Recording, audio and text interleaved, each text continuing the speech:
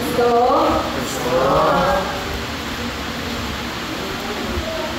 Bago ko ibigay yung message, tayo muna ay manalangin.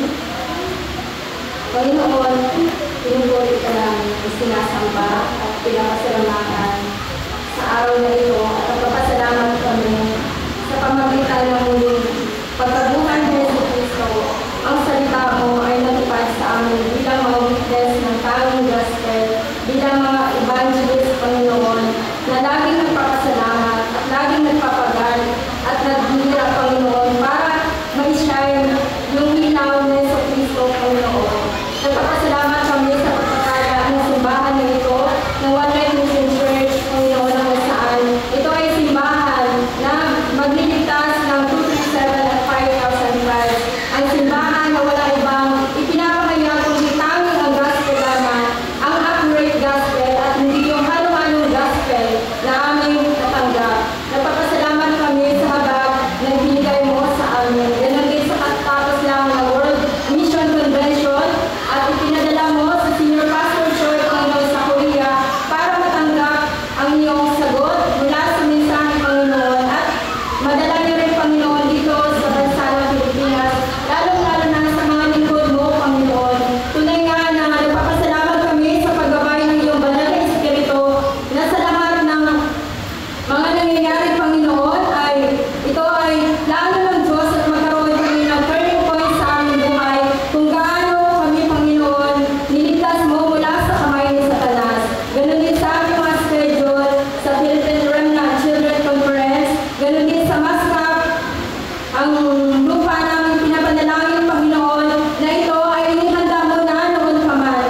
Lord God, ikaw, Panginoon, ang manguna at tumilaw sa may tayo ang RUTC movement para sa 3-4 chart, para sa mga mintil, para sa mga next generation, at ganoon din para sa 237 at 5,000 people Christ. Maraming salamat dahil sa oras na ito ay oras ng pasasalamat, papuri at pagsamba sa iyo, Panginoon. Nawa ay lagi kami pumasok sa loob ng covenant, lagi namin alalahanin ang tanging Kristo na nagligtas sa amin mula sa pagkahiwalay sa Diyos, sa kamay ni Satanas at sa impyerno. Nagpapasalamat kami na kami ay patuloy na binibigyan mo ng kalakasan, Panginoon. Ihanda namin ang aming mga vessel, Panginoon, ng 300%. Magkaroon kami ng panalangin ng 300% upang mabuhay kami mismo sa loob ng iyong salita, matanggal at mapalitan ang aming mga wrong imprint, root at nature, at ganoon din mabuhay ang simbahan, mabuhay ang aming pamilya, at ganoon din ang field na mayroon kami. Inawasak kami ng gawa ng Satanas, bigyan mo po ako ng iyong lingkod ng feeling of the Holy Spirit at 5 powers na ang boses mo ang kanilang marinig at hindi ang boses ko. Salamat, Panginoon. Muli, puspusin niyo po ako ng iyong banal na Espiritu upang maibigay ko ang mensahe ng tama, Panginoon. Lord God, alisin namin ang mga di paniniwala sa oras na ito. Ikaw, Panginoon, ang manguna at kumilos. Tunay nga, Panginoon, na mapasa amin ang pagkilos at pagbuskos ng iyong Holy Spirit at sa aming simbahan, Panginoon, ng One Life Mission Church. Salamat, pinupuri ka namin. Sa pangalan ni Jesus kami ay nananalangin. Amen. Kristo. Confess natin ang Matthew 16:16. Matthew 16:16. Assistant Pastor Jake answered, "You are the Christ, the Son of the living God." Jesus Christ, it is finished.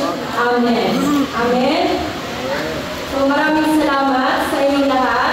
Kahit na wala dito sa ating Senior Pastor Choi, ay patuloy kayo nagpapagal at nagbibigay ng pagsamba sa harap ng Diyos kahit na wala ang ating Senior Pastor dito. Maraming salamat din dahil sa panalangin nyo ay nakarating si Pastor Choi sa South Korea para sa World sa Mission Convention na ginawa ng lingkod, ng ating lingkod na Sir Yuang So sa pamagitan nito ng paggabay ng banal na Espiritu. At ganoon din, kahit na mayroong paghihirap, kailangan natin magkaroon ng kalakasan sa spiritual para maibigay natin ang pagsama natin sa harap ng Diyos ngayon, lalo-lalo na sa maraming mga schedule ang ating simbahan.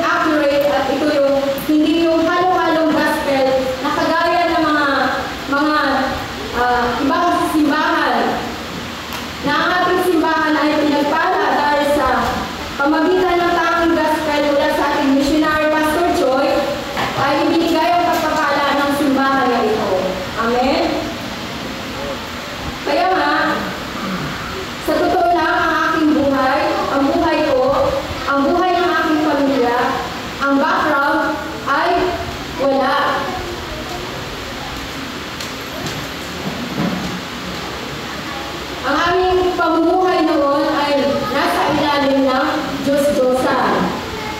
Kami ay nabubuhay ng mayroong laging kawalan. Ang aking pamilya ay mayroong laging conflicts. Sa loob ng tahanan, mayroong darkness. Mayroong conflicts. Mayroong problema. Bakit? Dahil ang buhay namin noon ay nasa ilalim ng idol worship. Sa madaling salita, kami ay nasa ilalim ng religion dahil si Satanas yung kumukontrol sa buhay namin at sa buhay ko. Ganon ang aming background. Diba? Ganon kalala. Ganon nakakaawa ang buhay ng isang tao na walang gospel. Kaya nga, nung natanggap namin ang gospel, natagpuan namin si Jesus, natagpuan namin si Kristo sa aming buhay, ito yung pinagpapasalamat ko. Ito yung great dakilang pagpapala sa buong buhay. Sa buong buhay ko, na natanggap ko yung darakbang, na natagpuan ko si Kristo sa pamagitan ni Pastor Choi. Kaya magkaroon na tayo ng pasasalamat. Kung gaano natin namit ang gospel,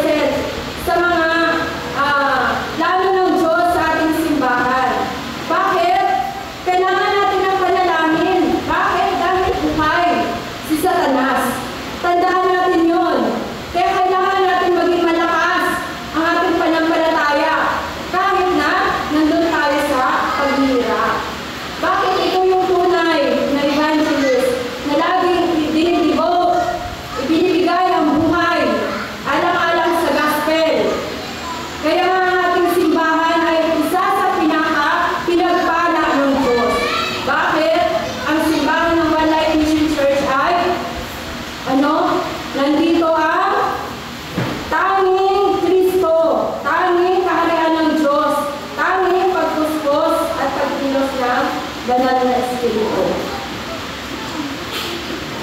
Kaya nga sa ating mensahe ngayon, sa ating number 1, a witness who are thankful for everything. A witness who are thankful for the devotion of suffering for the gospel. Nabasa natin ang Acts 28:20-31. Kagaya ni Pablo, kaya halimbawa ko yung buhay ko nung kami ay nasa background ng religion. Dahil si Pablo, siya ay naging Saulo dati.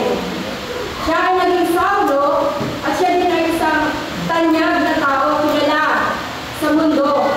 Siya ay nag-aral sa malaking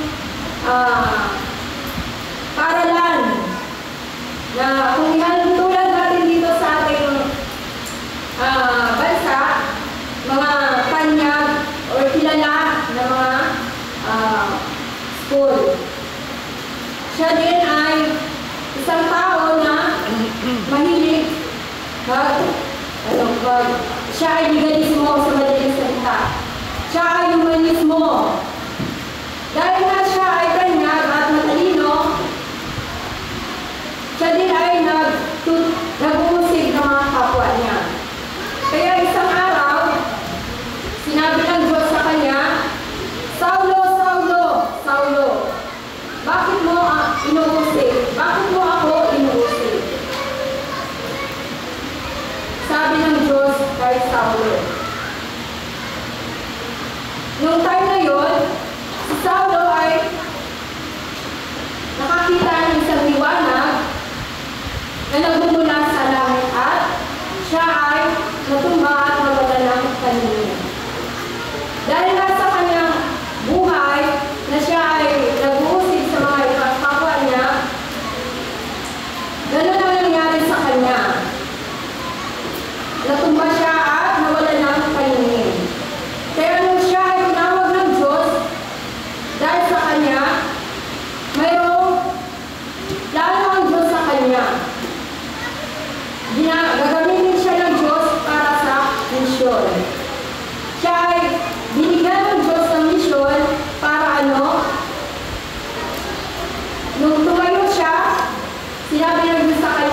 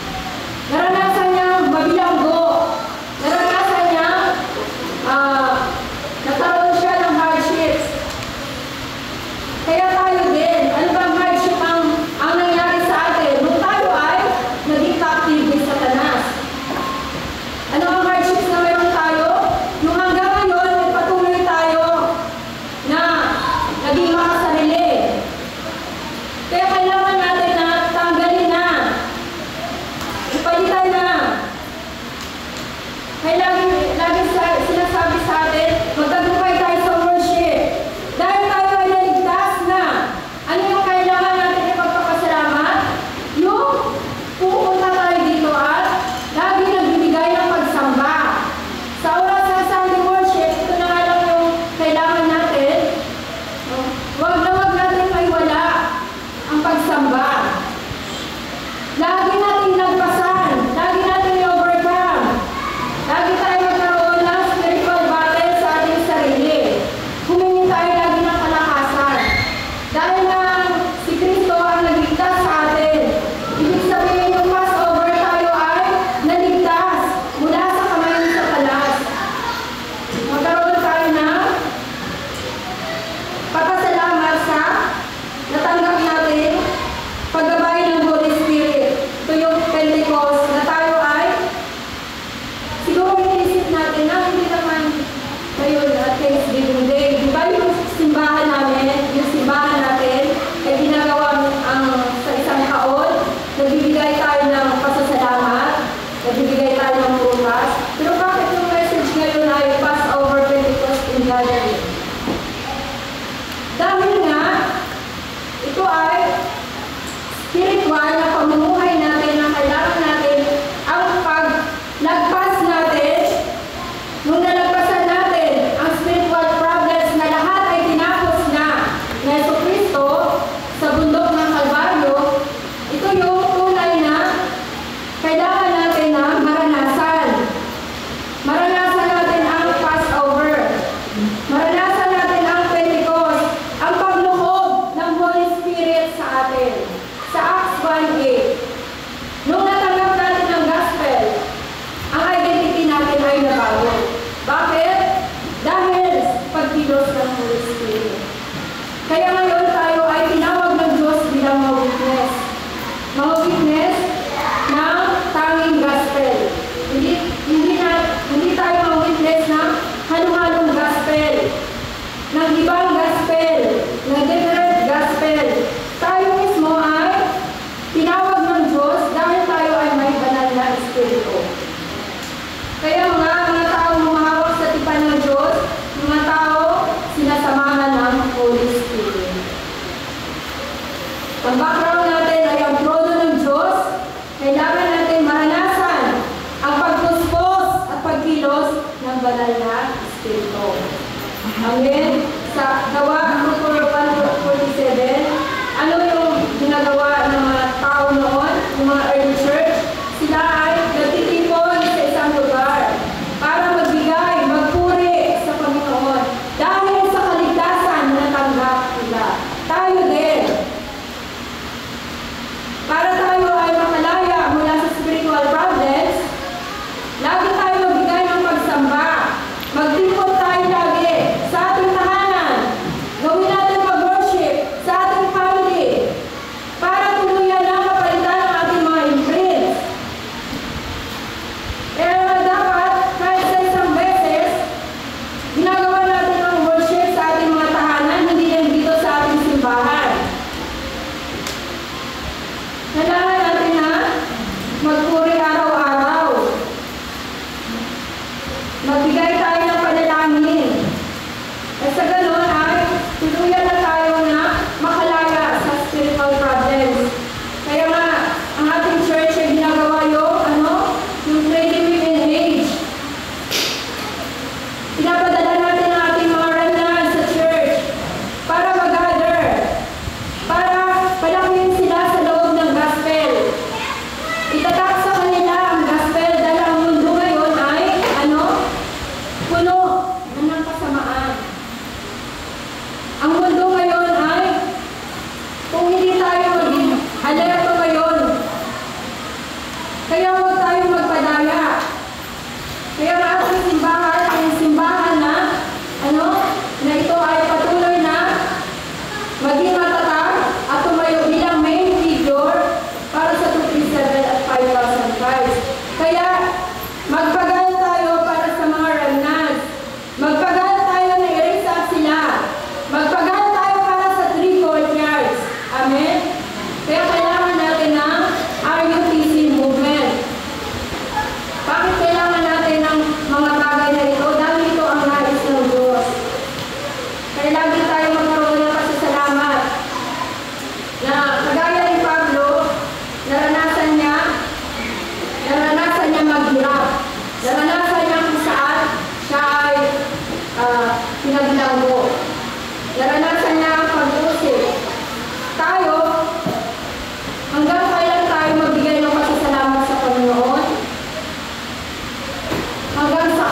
pamagitan ng mundo. Kaya lagi tayong magbigay ng pasasalamat. Magtipon tayo, magbigay tayo ng pagsamba, panalangin sa ating church, at ganoon din ang mga schedule na meron tayo dahil ang Philippine Children's Conference ay mangyayari sa church natin. Ano ang kailangan natin? Magpanalangin na mapuspos tayo palagi ng Holy Spirit. Amen? Kaya nga, pasasalamat dahil sa pagpapagal na ito, dahil sa pagpapagal natin at paghihirap natin para sa gospel. Dahil kay Kristo, dahil kung wala si Kristo at pagkilos at pagpuspos ng Holy Spirit sa atin, wala tayong magagawa. Wala tayong magagawa. Hindi sa paraan natin, hindi sa plano natin, kung ano mga iniisip natin. Kaya tayo ng Diyos na magkaroon ng RUTC movement para sa ating mga remnants, para sa next generation, para saan? Para sa 237 at 5,005. Kaya magkaroon tayo palagi ng pag-iisip para sa ibang milyon. Tayo ay mga witness na lagi magpapasalamat sa pagpapagal at paghihirap para sa gospel. Hindi tayo magpasalamat dahil nakatagal tayo palagi ng mga pisikal na bagay. Hindi yun ang pasasalamat. Magpasalamat tayo dahil tayo ay naligtas mismo sa pamagitan ng Kristo. Kaya sinabi na lahat ng bagay ay basura. Lahat ng bagay ay pag-aaral ng Diyos. Lahat ng bagay na meron tayo, dapat ibababa natin sa harap ng Diyos. Amen? Kaya maging evangelist tayo na mayroon pasasalamat sa lahat ng bagay. Pangalawa, ang evangelist na ini-enjoy ang God's covenant. Ang witness na mayroon pag-i-enjoy sa God's covenant. Ano ba ang God's covenant? Walang iba, kundi tanging si Kristo. Sa Acts 1:1, only Christ. Tumutukoy ito sa only Christ. Iniisip lang natin na lagi natin naririnig ang only Christ. Pero ito pala ay tanging Kristo na nagligtas sa akin mula kay Satanas. Ang only Christ ito pala, ito yung nagbigay ng daan para ako ay makalaya sa 12 problema. Kaya lagi natin i-enjoy ang gospel. I-enjoy natin na lahat ng problema ay tinapos na niya. John 19:30, it is all finished. Lahat ng problema ay tinapos na niya. Kaya wala tayong dahilan para magkaroon ng di paniniwala. Wala tayong dahilan para magreklamo. Wala tayong dahilan para magkaroon lagi ng di paniniwala. Dahil mayroon tayo pinaka-dakilang pagpapala. Yun yung only. Kaya nga ang simbahan natin, walang pinipreach, kundi ang only lang. Ang only gospel lang. Hindi ang ibang bagay. Kaya enjoy natin. Matamasa natin ang tipan na walang ibang kundi tanging si Kristo. Amen? Lagi natin maranasan ang kaharian ng Diyos sa Acts 1:3. Gaano ba natin maranasan ang kaharian ng Diyos?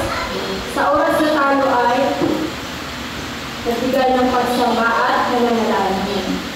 Kaya kahit na wala si Pastor dito, pagpatuloy tayong manalangin para ma-destroy ang darkness sa ating church, sa ating pamilya.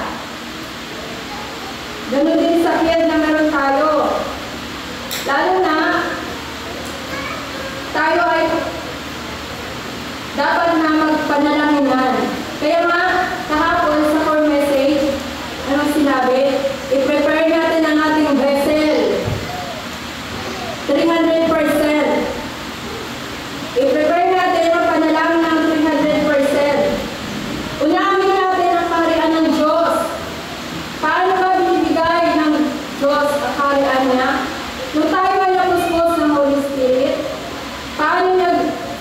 ibigay ang kaharian niya sa atin at maranasan natin ito mismo sa ating mga buhay.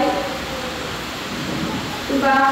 Kaya nga kailangan natin unahin ang kaharian ng Diyos. Kaya wala tayong ibang bagay na kailangan, kundi ang only Christ, only kingdom of God, only kingdom of the Holy Spirit. Kaya sa ating simbahan,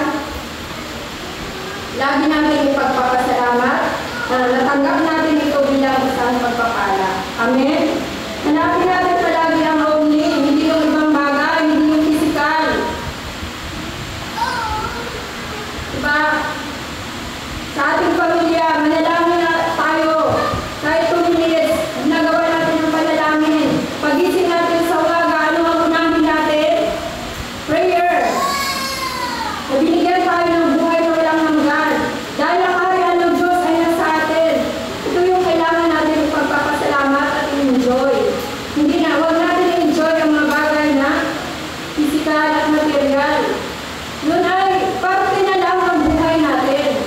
Kaya kailangan natin unahin ang kaharian ng Diyos at only Holy Spirit. Maging witness tayo na gagawin ang world evangelization. Maging witness tayo na magkaroon ng pagpapagal at paghihirap para sa gospel, para magpalaki ng mga remnants. I-devote natin ang ating sarili para ma-establish ang pre-board church sa ating simbahan. Kaya mga anak natin, kailangan natin palagi na suportahan sila. Lagi natin silang ipadala sa Tyrannus. Kailangan natin magkaroon ng pag-iisip. Kailangan natin magkaroon palagi, isipin natin palagi kung paano natin gagawin ang evangelism sa pamamahalang na ipapadala natin ang ating mga anak, sa pamahalang na magsama-sama tayo dito sa tuwing mayroon tayong mga gawain, pero hindi natin nagagawa. Bakit? Nadadaya tayo ng makamundo, mga physical na bagay. Tayo ay may Holy Spirit na sa atin ang imahin ng Diyos. Pero, sa tuwing may mga paano natin gamitin ang Holy Spirit na meron tayo? Sa tuwing may camp, pumunta tayo dito at magsama-sama. Dahil ito yung pagpapagal na kailangan natin. Kung si Kristo nga ay namatay para iligtas tayo, kung si Kristo nga ay nagpagal, naghirap, yung buhay niya mismo ay binigay sa atin, tayo, kapag mayroon tayong mga training, may camp, walang pagkakaisa. Paano magkakaroon ng lakas ang simbahan? Kaya nga kayo yung mga background namin, ng mga assistant pastor, ng mga missionary. Para ano? Para tumayo sa harapan ng Diyos, hindi sa harapan ng tao. Kaya maging evangelist tayo na kailangan natin magkaroon ng paghawak sa covenant. Dahil ang church natin ay ginagawa ang only gospel. Ipinapahayag ang only gospel, only Christ, only kingdom of God, only Spirit. Hindi natin magagawa ang world evangelization kung hindi tayo nananalangin at nagsama-sama para gawin ang Philippine evangelization. Sino yung magliligtas sa Pilipinas? Yung Korea ba? Yung South Korea? Yung ibang bansa? Hindi. Tayo na mga Pilipino. Tayo na mga evangelist na kailangan magpagal, na kailangan i-devote ang ating buhay para sa kay Kristo. Kaya mga evangelist, yun yung pag-enjoy natin. Huwag natin isipin na lagi tayo may ginagawa dito. Huwag natin isipin na may schedule na naman.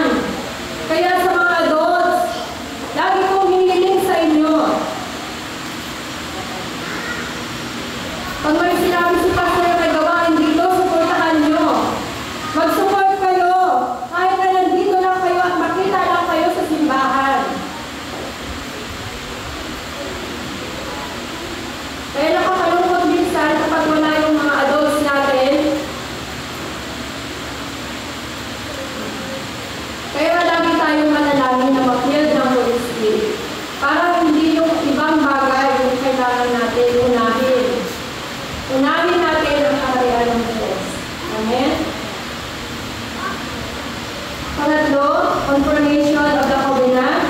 Paano natin i-confirm ang tipan ng Diyos sa ating buhay? Sa Matthew 28:20, tayo ay sinasamahan ng Diyos with Emmanuel and oneness. Kung saan, sa ating pagbabahagi at pumupunta sa field, lagi tayong humiling ng Holy Spirit. I-confirm natin sa buhay natin na sa lahat ng mga sitwasyon, sa lahat ng mga ginagawa natin, sa lahat ng problema man, kahirapan man, lagi natin kasama ang Diyos, kagaya ng mga 7 Hernans. Ano yung naranasan nila? Nanggaling ba sila sa maayos na buhay? Hindi din. Sa tuwing tayo ay nakakaranas ng mga paghihirap, lagi natin isipin na kasama natin ang Diyos. Na hindi tayo nag-isa. I-enjoy natin at confirm natin na tayo ay tinawag ng Diyos para gawing disipulo. Para ibahagi ang salita ng Diyos. Para ang mga tao ay makarinig ng salita ng Diyos. Kaya nga, sa atin mismo mag-umpisa,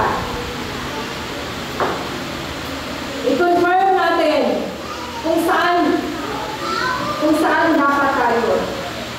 Lagi natin panghawakan ang covenant na tayo ay tinawag ng Diyos, napustos tayo ng Holy Spirit sa Acts 1:8 number 2, at tayo ay binigyan ng misyon.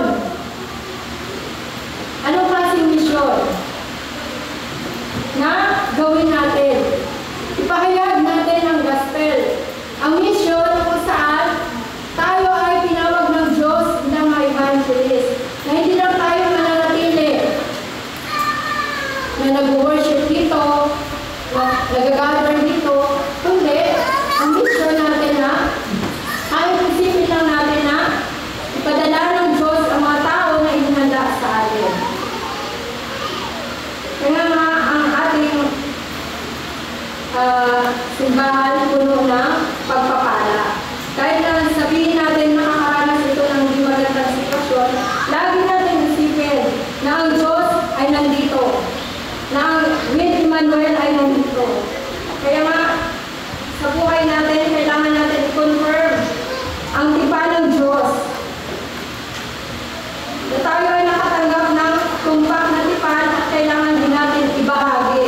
Kaya nga sa 19:8-20, sabi ni Apostol Pablo sa Gawa 19:20,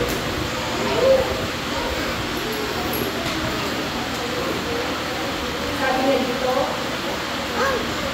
kaya sa pamagitan ng pangyarihan ng Panginoon, patuloy na lumalaganap at nagtagumpay ang kanyang salita. Paano natin may panaganap ang salita ng Diyos? Tayo mismo sa ating mismo magsimula. Tayo ay humahawak sa tipan ng Diyos, gagamitin tayo ng Diyos hanggang sa dulo ng daigdig.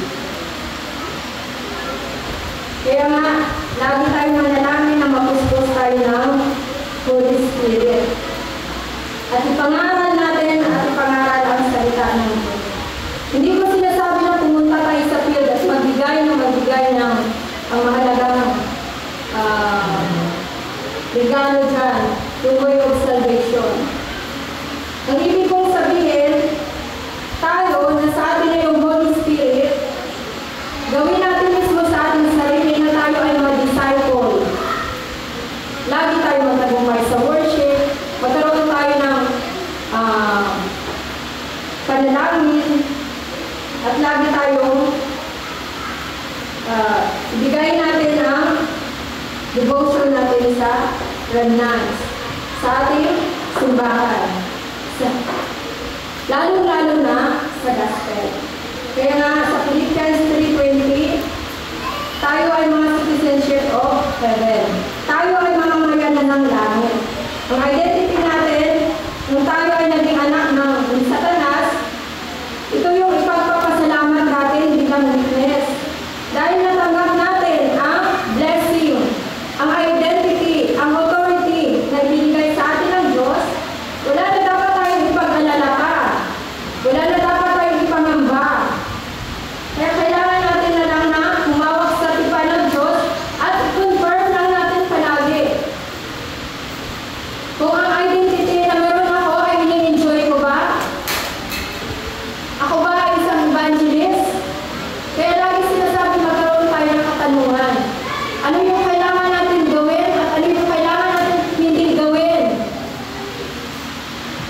Amen?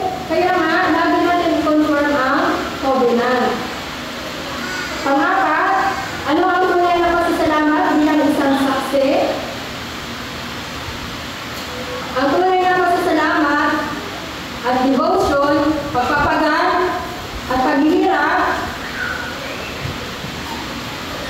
ay yung nakalaya tayo at tinapos na ni Jesucristo ang spiritual problems na meron tayo. Lagi natin tinatanong, sinabi na pala it is all finished, lahat ay tinapos na ni Kristo, pero bakit mayroon pa rin akong paghihirap? Bakit mayroon pa rin ako paghihirap sa buhay? Bakit mahina pa rin ako? Bakit wala pa rin kami? Kung lagi natin iniisip palagi, tanggalin natin ang mga bagay na yun. Tanggalin natin ang mga pag-alala na yun. Dahil sinabi nga, it is all finished. Ang gawin na lang natin ay magkaroon ng panunumbalik. Anong klaseng panunumbalik? Lagi na tayong magbigay ng pagsamba sa Diyos. Ang panunumbalik na pasasalamat bilang isang saksi na tayo ay pinalaya na sa pamagitan ng dugo ni Jesucristo, tayo ay nagkaroon ng kalayaan. Tayo ay nakalaya mula sa kamay ni Satanas. Yun yung kailangan natin ipagpapasalamat, yung tunay na pasasalamat, yung tunay na panumbalikin natin. Hindi yung pasasalamat kapag may natanggap tayo. Hindi yun ang tunay na pasasalamat. Ang tunay na pasasalamat ay paglaya mula sa kamay ni Satanas. Ang tunay na pasasalamat ay paglaya mula sa 12 problems na meron ako, na meron tayo. Kapag may mga blessing, huwag tayo magpasalamat. May mga natatanggap tayo, huwag tayo magpasalamat doon. Magpasalamat tayo sa John 1:12. Dahil tayo ay anak na ng Diyos at hindi na tayo anak ni Satanas. Yun yung pagpasalamat natin. Yung tunay na masasalamat na tayo ay lagi nagpupuri at nag-worship sa Kanya. Sa yung tunay na masasalamat na ikagagalak ng Diyos para sa mga evangelist. Amen? Kaya kailangan natin ng tunay na pasasalamat. Panumbalikin natin ang tunay na pasasalamat. Ano pa? Sa Galatians 2:20. Na si Kristo na ang nabuhay. Si Kristo na. Dapat yung kailangan natin na maging tagapagmay-ari ng ating buhay. Dahil ang ating lumang identity, pinalitan na. Nang dahil kay Kristo, tayo ay nagkaroon ng kaligtasan. Yun ay kailangan natin panumbalikin.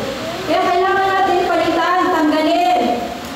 Huwag na tayo mag-idols, huwag na tayo maging makasarili. Huwag na natin unahin ang mga bagay na hindi nais ng Diyos. Unahin natin ang nais niya. Sa Acts 1:3, Kingdom of God. Romans 16:1-27, ang nakatago kapangyarihan ng Ebanghelyo. Tayo ay mga witness na laging magpagal sa kaharian ng Diyos. Tayo ay mga witness na laging magkaroon ng devotion para sa gospel. Kaya tulungan natin si Pastor. Huwag natin siyang hayaan na siya yung gumawa ng lahat ng bagay dito. Huwag natin iasa sa kanyang lahat. Magkaroon tayo ng pagpapagal. Kaya nga diba, kapag sinabi na pumunta kayo sa Mindanao, delikado ang lugar na yun, kailangan pag sinabi niya na sumama kayo, pumunta lang kayo. Huwag tayo magkaroon ng pag-alala agad. Dahil ang Diyos ang may hawak sa atin. Ang Diyos ang may kontrol sa atin. Bakit nga kailangan tayong gamitin para sa Mindanao? Para sa misyon. Dahil ang kultura ng Mindanao ay nasa ilalim ni Satanas. Hawak-hawak ni Satanas. Ang gospel na ito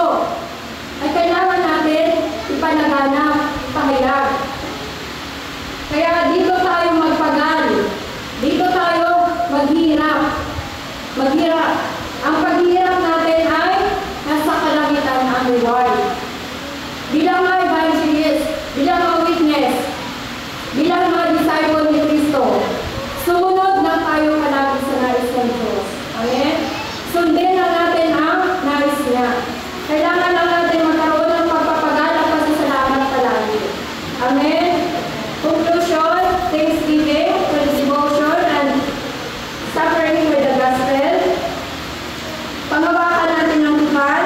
Kailangan lang natin magkaroon ng pagpapagal na kung saan, diba, lagi natin tandaan ang devotion sa ating mga buhay ay devotion para kay Kristo. Anong ibig kong sabihin? Kailangan natin laging magalak. Sa Colossians 1:24.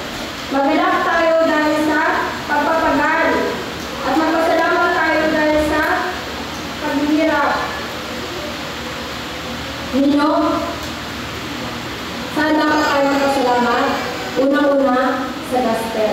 Unang-una kay Kristo na nagbigay ng buhay para sa atin.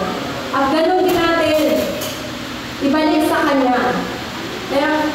Kaya nga, ang ginagawa natin na devotion na pagpapagal sa ating simbahan ay wala pa yan sa ginawa na ibinigay mismo ng buhay ni Kristo para sa atin. Saan tayo dapat magpasalamat? Sa natanggap natin, natagpuan natin ang gospel sa pamamagitan ni Pastor John. Nagpasalamat ba kayo? Nung dumating siya dito, nagpasalamat ba kayo sa gospel na ibinigay niya sa atin? Nagawa ba natin magpasalamat sa Kanya? Diba? Minsan kapag mayroon siyang sinasabi, nagkakaroon tayo ng unbelief agad. Pero dahil ito ay tama, dahil ito ay tinatama niya tayo. Ganun din. Kung gaano siya nagpagal para sa Pilipinas, kung gaano siya nagpagal para sa mga remnants, kung gaano siya nagpagal, kulang na lang maging Jesus Christ na siya eh. Diba? Kasi nga, kailangan niya na gawin para sa Philippine evangelization. Kung hindi nagagawa ng ibang mga missionary, diba?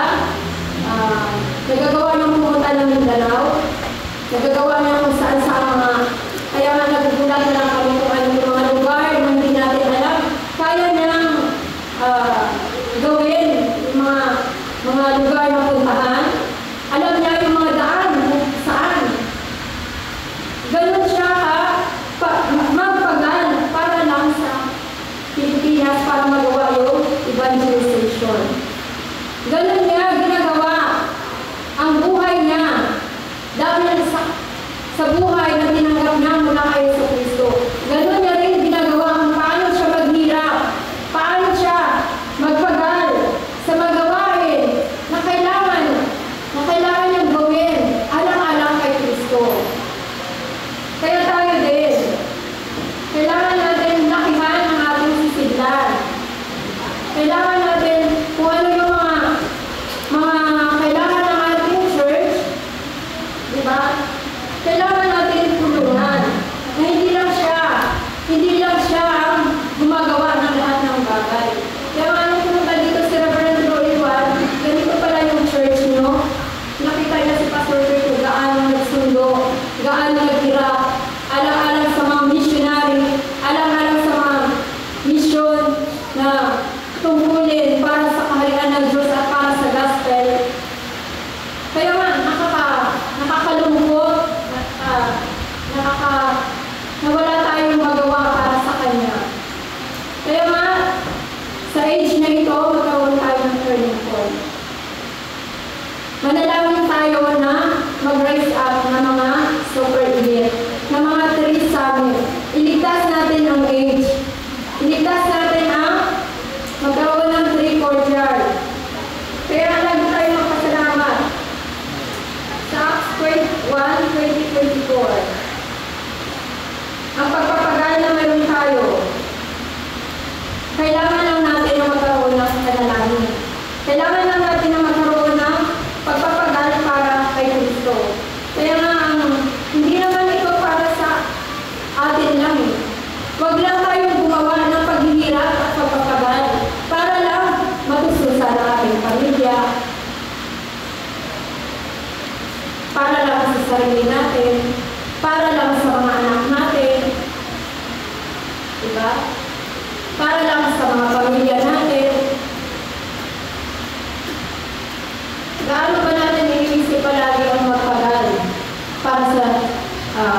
Renas para sa mission, para sa mga pastor, para sa mga missionary, para sa simbahan. Gaano ba natin inisip palagi ito? Diba? Kaya kailangan natin lagi na mag-pray sa ating mga Renas. Palakihin natin sila sa loob ng gospel. Palakihin sila, natin sila, nagagamitin sila. Sila yung magliligtas sa next generation. Amen? Kaya kailangan natin na tunay na witness na mayroong pasasalamat at paghirap, pagpapagal para sa gospel. So maraming verses pa, mayroon pang mga verses ito sa Philippians 3:1-21, sa Mark 10:29-30. Lagi natin ipagpapasalamat na lahat ng bagay ay nasa loob ng gospel. Ang lahat ng bagay ay tapos na. I-enjoy natin ang identity. I-enjoy natin ang tipan ng Diyos. Magkaroon tayo palagi ng confirmation sa ating mga buhay na tayo ay tinawag ng Diyos. Tayo ay magpagamit. Ipahayag natin ang Ebanghelyo. Magkaroon tayo ng panunumbalik na ang tunay na panunumbalik ay ang pasasalamat. Pasasalamat saan? Pasasalamat na tayo ay nandun na sa loob ni Kristo. Pasasalamat na tayo ay naligtas. Pasasalamat na dahil kay Kristo tayo ay binuhay na, binigyan ng buhay ng Anak. Amen. Kaya nawa ay mensahe na ito ay lagi natin panghawakan at lagi natin tandaan na tayo ay ma-witness na laging isipin ang pagpapagal na mayroon tayo at ang paghirap natin ay hindi para sa hindi para sa atin. Hindi para kay pastor, hindi para sa gospel. Para kay Kristo. Amen? So, tayo manalangin. Panginoon, maraming salamat sa oras na ito. Maraming salamat sa mensahe na ibinigay mo, Panginoon. Tunay nga na kami ay tinawag